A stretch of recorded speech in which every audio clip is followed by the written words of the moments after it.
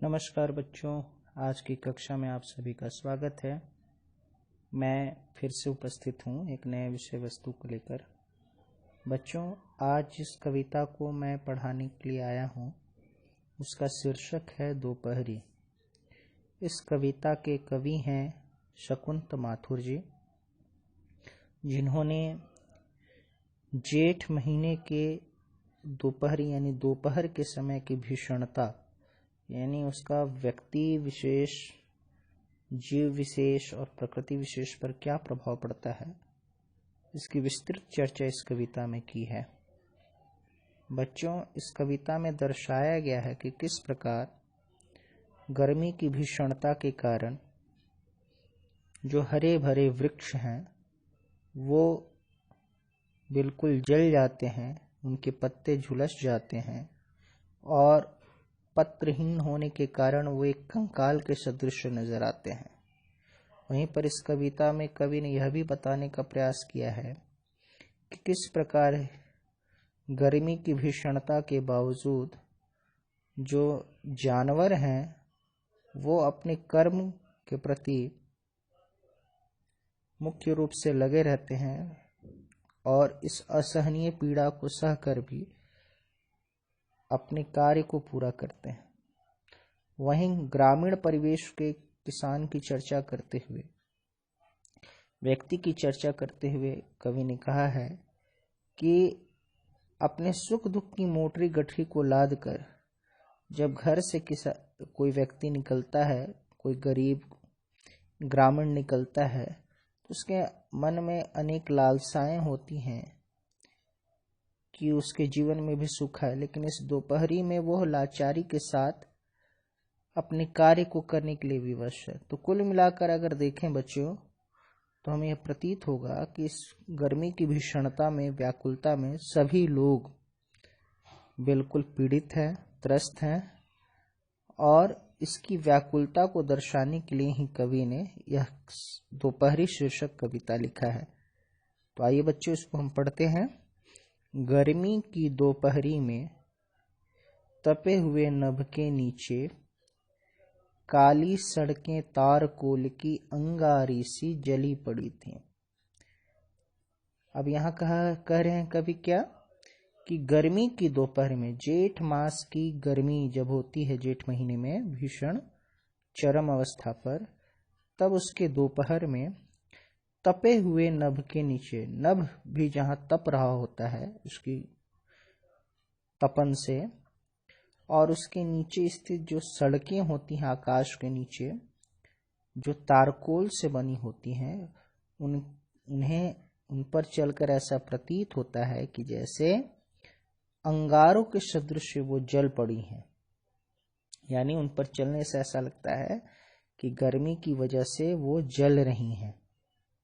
आगे क्या कवि कहते हैं, छाह जली थी पेड़ों के भी पत्ते झुलस गए थे, नंगे नंगे दीर्घकाय कंकालों से वृक्ष खड़े थे। कहते हैं इस गर्मी की वजह से, इस भीषणता की वजह से, गर्मी के प्रकोप के कारण जो वृक्ष के पत्ते हैं वो भी झुलस गए हैं और वृक्ष पत्रहीन होकर ऐसा लग रहा है जैसे कंकाल के सदृश खड़े हैं, यानी कंकाल कोई खड़े हों।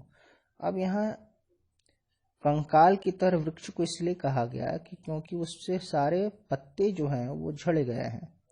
और ये झड़े क्यों हैं? गर्मी के प्रकोप से।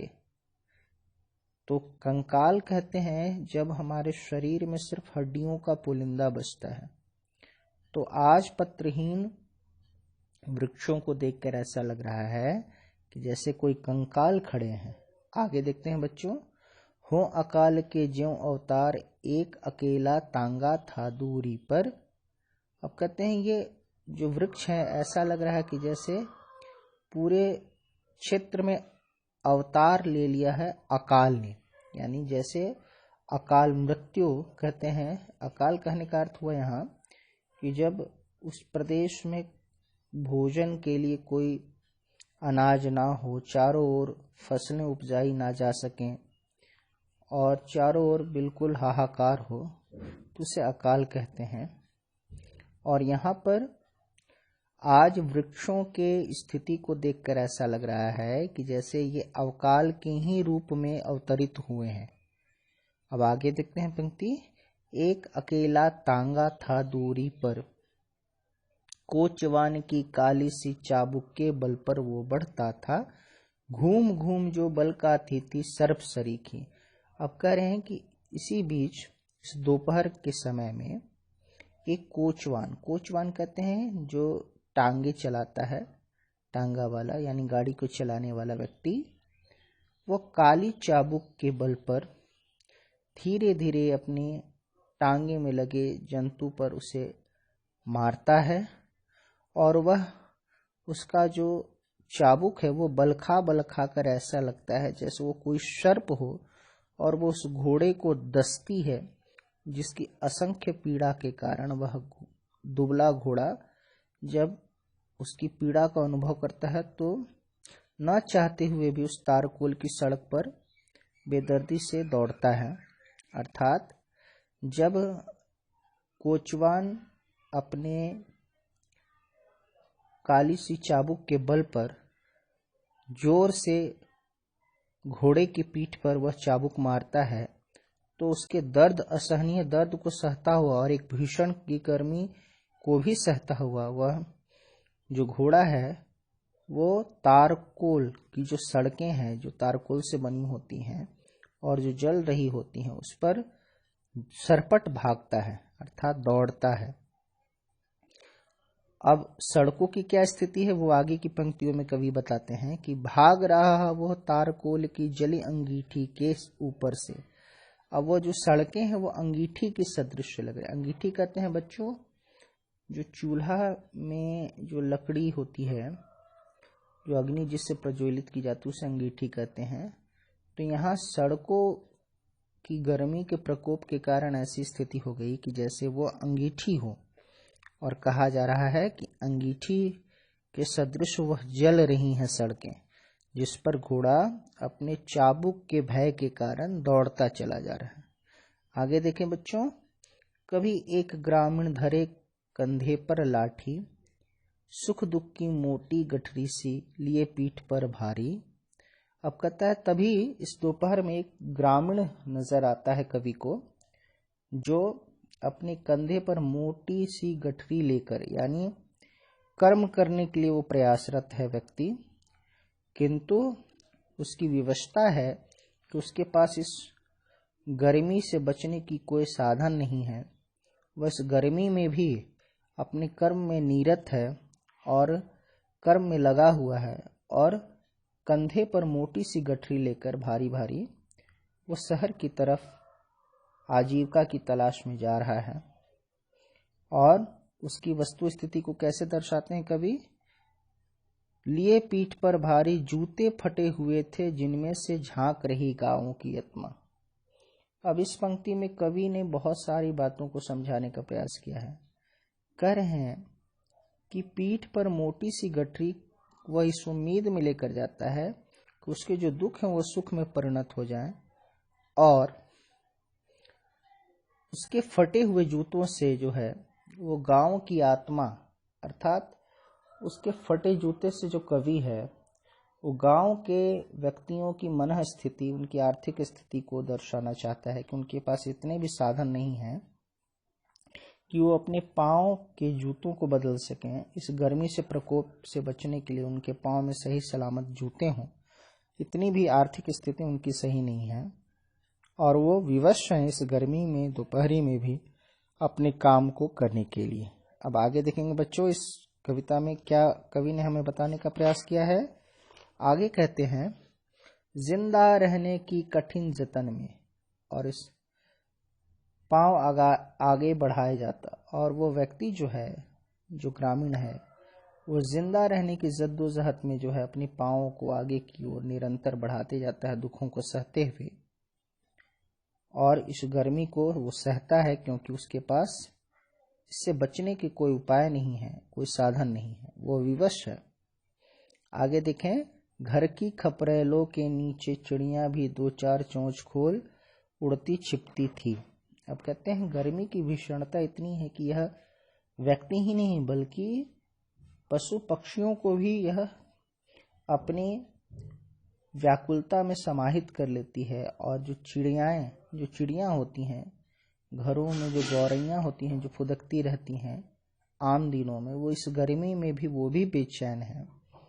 और इस गर्मी से बचने के लिए वो घरों की खपरेल कहते हैं मिट्टी के बने खपड़ों से जो घर होते हैं, जैसे हमारी छतें शहरों में जो कंक्रीट की बनी छतें होती हैं घरों के ऊपर, उसी प्रकार गांवों में घरों के ऊपर खपड़ों से ढका जाता है और उसे हम खपरेल कहते हैं। तो चिड़िया कहा जाता है कि इन खपड़ों में मिट्टी से बने होने के कारण थोड़ी ठंडक होती है, इसलिए चिड़िया भी जो है इन खपड़ों के भीतर जाकर आश्रय ले लेती है ताकि उसे गर्मी का आभास ना हो। और उड़ती छिपती है, और वह उड़ती और छिपती फिरती है। क्यों? क्योंकि आंगन में धूप तेज है और वह वहां जाने से झुलसने के डर से वो वहां जाना नहीं चाहती हैं, इसीलिए कहते हैं उड़ती। आगे कवि कहते हैं उड़ती छिपती थी खुले हुए आंगन में फैली कड़ी धूप से। और कड़ी धूप के प्रकोप से बचने के लिए जो चिड़िया हैं वो आश्रय लेती हैं खपड़ों घरों के नीचे। आगे अब इस पंक्ति में बच्चों जो आगे की पंक्ति उसमें एक आम इंसान, एक गरीब इंसान कह सकते हैं, एक बेबस लाचार व्यक्ति से जो है उसकी वस्तु स्थिति की तुलना की जा रही है एक बड़े पूंजीपति के घर के कुत्तों से, कि किस प्रकार पहली पंक्ति में आपने देखा पहले पृष्ठ की पंक्तियों में कि किस प्रकार एक गरीब जो है बिना सही जूतों के वो परेशान है कार्य करने के लिए उसमें, किंतु फिर भी बड़े घर के जो कुत्ते हैं उन्हें इस गर्मी में आनंद मिल रहा है, क्योंकि वो अपनी बाथरूम में यानी स्नान घर में पानी की हल्की ठंडक में फुहारे, आंखें मूंद कर फुहारों का अनुभव कर रहे हैं। वहीं इस गर्मी में कई ऐसे भी व्यक्ति हैं जिन्हें पीने योग्य जल भी नसीब नहीं होता। तो इस विषमता को दर्शाने के लिए यहाँ श्वान का उदाहरण कवि ने दिया है। जिस प्रकार जो श्वान है यानी कुत्ता है बड़े घरों का, यानी पूंजीपति का कुत्ता भी इस गर्मी में आराम महसूस कर रहा है, लेकिन आम व्यक्ति इससे त्रस्त है, व्याकुल है और उसके पास साधन विहीन है, वो उसके पास साधन नहीं है।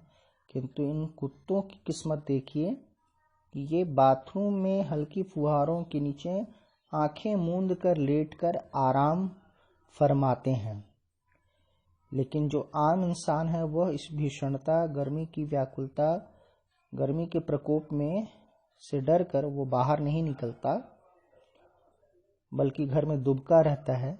आगे देखते हैं पंक्तियों में, कोई बाहर नहीं निकलता सांझ समय तक थप्पड़ खाने गर्म हवा के।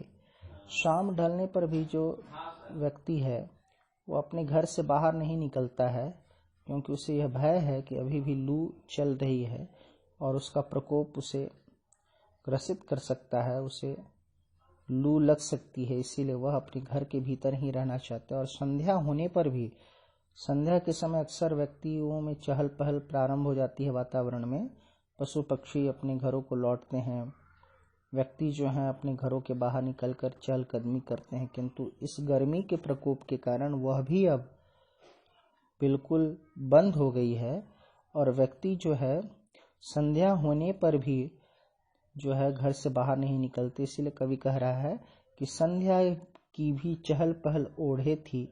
संध्या भी जो है, जो पहले चहल पहल के साथ आती थी, अब गहरे रंग की सोनी चादर ओढ़े रहती है और वह भी, उसमें भी अब वह चहल पहल नहीं दिखती। अर्थात गर्मी के मौसम में संध्या में भी व्यक्ति घर के बाहर निकलने का प्रयास नहीं करते, क्योंकि उन्हें भय है कि कहीं लू ना लग जाए।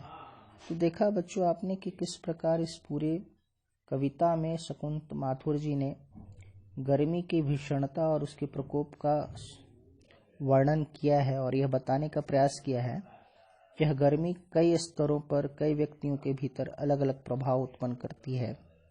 कहीं वृक्षों के पत्ते झुलस कर झड़ जाते हैं, कहीं कोई व्यक्ति अपनी सुख दुख की मोटरी गठरी लेकर फटे जूते होने पर भी कर्म करने के लिए प्रयासरत है, और कहीं पूंजीपति के घर के जो श्वान हैं वो भी आनंद मग्न है इस गर्मी में, उन्हें गर्मी का कोई एहसास ही नहीं है, इतनी सुख सुविधाएं उनके पास हैं। वहीं दूसरी ओर कई ऐसे भी व्यक्ति हैं जिनके पास पाँव के जूते फटे हुए हैं।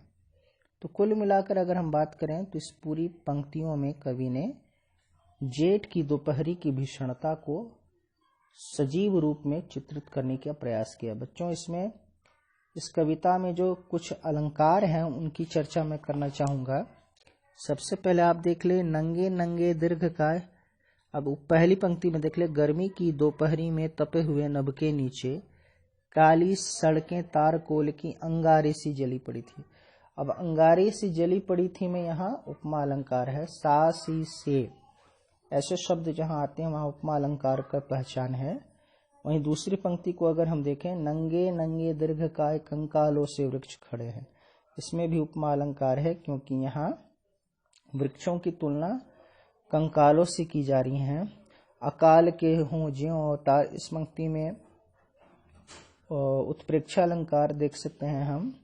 और काली सी चाबुक, यहाँ पर भी काले रंग की चाबुक उपमा अलंकार बताया जा रहा है। सर्प सरीखी यानी सर्प के समान, यहाँ भी उपमा अलंकार का दर्शन हमें होता है। उसके अलावा पुनरुक्ति अलंकार है ना, की भी चर्चा इस कविता में देखने को मिलती है। तो कुल मिलाकर कविता बड़ी ही मार्मिक है, जो मन स्थिति को, इस गर्मी की भीषणता को अपने सही रूप में दिखाने में सफल होती है। बच्चों, इस पाठ में जो कठिन शब्द हैं उसकी चर्चा मैं भी करूंगा और आपको शब्दार्थ के रूप में उसे मैं भेजूंगा पीडीएफ में।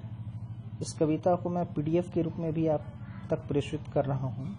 आपसे आग्रह होगा कि फिर से एक बार इसे पढ़ेंगे, और यदि किसी शब्द के अर्थ को समझने में आपको परेशानी हो तो वह दोबारा आप मुझसे पूछेंगे। मैं इस पीडीएफ को भी भेज दूंगा और मैं बाद में आपको इसके प्रश्न उत्तर को भी दूंगा।